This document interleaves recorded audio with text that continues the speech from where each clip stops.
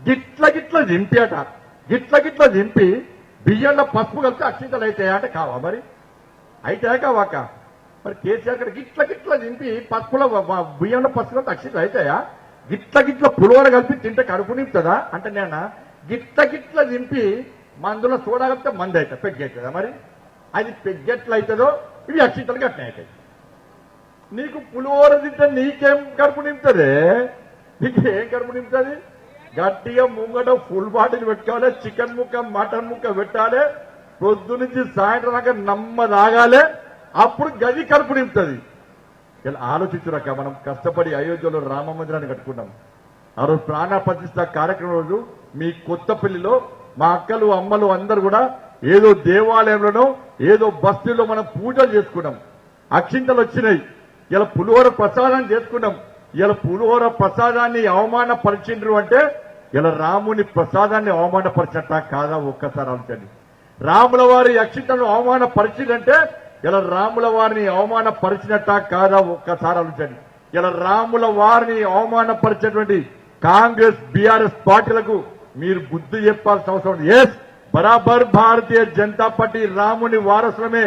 రాముని గుడి కట్టినమని బాజప్త పక్కా చెప్పుకుంటాం మేము రాముని వారసులం మీరు కూడా రాముని భక్తులైతే మేము రాముని పూజించామా మేము రాముని భక్తులం కాదా అంటే అయోధ్యలో రామ మందిరం కట్టిన తర్వాత రాముల వారి ప్రాణ ప్రతిష్ఠ కార్యక్రమానికి మరి మీరు రాహుల్ గాంధీని పిలిస్తే సోనియా గాంధీని పిలిస్తే రేవంత్ అని పిలిస్తే ఎందుకు పోలేదే కేసీఆర్ ఎందుకు పోలేదే మీరు భక్తులే కదా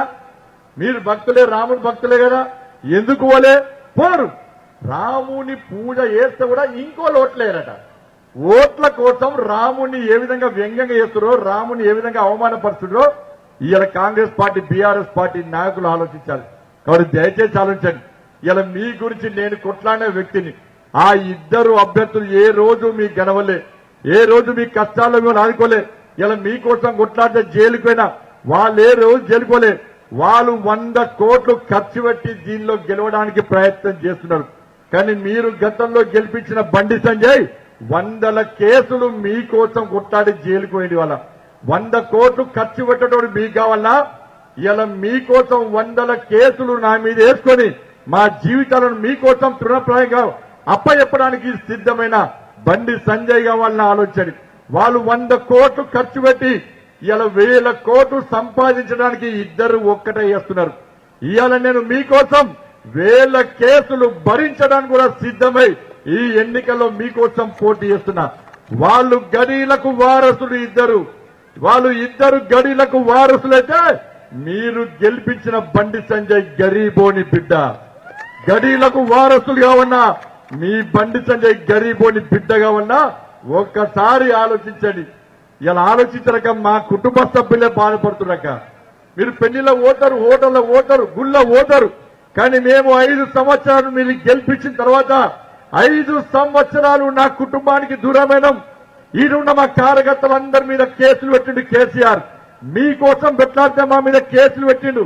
ఒక్కొక్క కార్యకర్త మీద 20-30 కేసులున్నాయి మీకోసం మేము జైలుకు పోయినాం ఇలా పేదల రాజ్యం రావడానికి మేము కష్టపడి పనిచేసినాం మీకు న్యాయం జరగడానికి మేము కష్టపడి పనిచేసినాం మా భార్య పిల్లలకు దూరమై మీకోసం పనిచేసినాం కానీ మీరు ఓట్లు మాత్రం కాంగ్రెస్ పార్టీకి ఓటేస్తే మీలక మాకు కూడా కుటుంబాలు ఉన్నాయక్క మీలక మాకు కూడా భార్య పిల్లలు ఉన్నారక్క మీలక మాకు కూడా భార్య పిల్లలు ఉన్నారన్న ఇవాళ మా భార్య పిల్లలు అడుగుతున్నారు మీ జీవితాలను నాశనం చేసుకుంటారు బీజేపీ అని పేదోళ్ళు అని చెప్పి మీ జీవితాలను నాశనం చేసుకుంటారు మీ జీవితాలు నాశనం చేసుకుంటారు మా జీవితాలు నాశనం చేస్తుంది ఊక జైల్లో పోతుంది 24 గంటలు పాదయాత్ర అంటే మోకాళ్ళు అరిగే విధంగా చెప్పులు అరిగే విధంగా పాదయాత్ర చేస్తుంది ఊక కొట్లాటలేనా మీకు ఊక పోలీసులేనా ఊక పేదోళ్ళే అంటది మరి ఆ పేదోళ్ళు మీ పార్టీకి ఓటేసిర్రా వాళ్ళు పోయి ఇలా కాంగ్రెస్ పార్టీకి ఓటేసారు ఇప్పుడు ఆపరేషన్ లేకుండానే మోకాళ్లకు ప్లాస్మా ట్రీట్మెంట్ మీ ఆర్థోపెటిక్ సమస్యలన్నిటికీ రోబోటిక్ టెక్నాలజీ ద్వారా తక్కువ ఖర్చుతో శాశ్వత పరిష్కారం ఫ్రీ కన్సల్టేషన్ ప్రతి ట్రీట్మెంట్ పై 20% డిస్కౌంట్ ఈ ఆఫర్ కొద్ది రోజులు మాత్రమే త్వరపడండి V9 హాస్పిటల్స్ 9281465842